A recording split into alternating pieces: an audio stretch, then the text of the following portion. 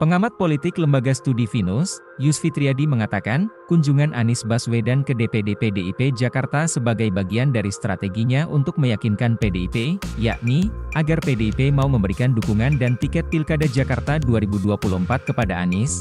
Pasalnya, saat ini, hanya tinggal PDIP lah satu-satunya partai yang bisa mengusung Anies, sebab, partai lainnya, termasuk PKS yang sebelumnya mendukung Anies telah beralih dukungan ke Ridwan Kamil dan bergabung ke Koalisi Indonesia Maju, KIM+.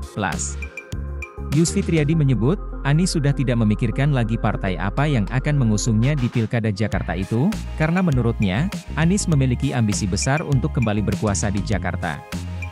Dalam hal ini, Yusfi Triyadi menilai hubungan PDIP dan Anies sudah cukup akrab dan kemungkinan komunikasi keduanya itu berjalan lancar. Meski demikian, ia juga mengingatkan soal pernyataan Ketua Umum, Ketum, PDIP, Megawati Soekarnoputri yang menyiratkan kekhawatiran jika PDIP mengusung Anies.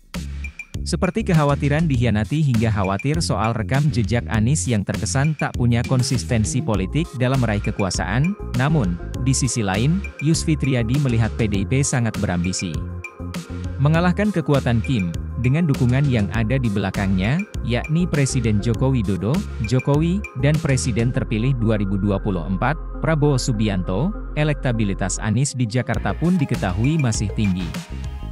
Sehingga hal tersebut juga tidak bisa begitu saja diabaikan oleh PDIP, dengan adanya dinamika politik yang semakin kompleks tersebut, nantinya keputusan PDIP dalam menentukan calon gubernur Jakarta 2024 akan sangat menentukan peta persaingan di ibu kota. Saat ini, peluang PDIP untuk mengusung calon gubernur dan wakil gubernur sendiri semakin terbuka pasca putusan Mahkamah Konstitusi, MK, soal ambang batas pencalonan kepala daerah.